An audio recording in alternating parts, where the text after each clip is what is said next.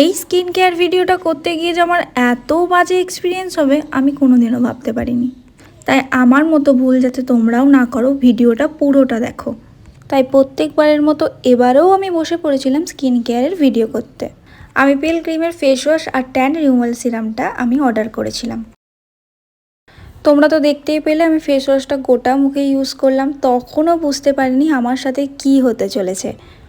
এর আগে কোনো দিন আমি পিলগ্রিম ইউজ করিনি, তার কারণে একটুখানি চেক করছিলাম যে প্রোডাক্টসগুলো কেমন। তো ফেস ওয়াশটা যখন অ্যাপ্লাই করি তখন কিছুই মনে হয়নি, নর্মাল যে ফেস ওয়াশগুলো করি সেরকমই মনে হয়েছিল। তারপর আসল খেলা শুরু। এই ট্যান রিমুভাল সিরামটা যখনই আমি ফেসে ইউজ করতে গেলাম তখনই আমার ফেসটা হালকাভাবে জ্বলে উঠলো। অনেক সময় অনেক সিরাম প্যাক বলো ট্যান রিমুভাল এগুলো মাখলে হালকা একটু জ্বলে, তো আমি এটাকে নর্মাল ভেবেছিলাম।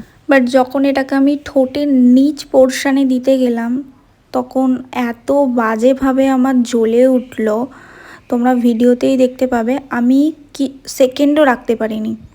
দেখো আমি হাত দিয়ে কেমন মুছে দিলাম, মানে খুব জ্বলে উঠেছিল।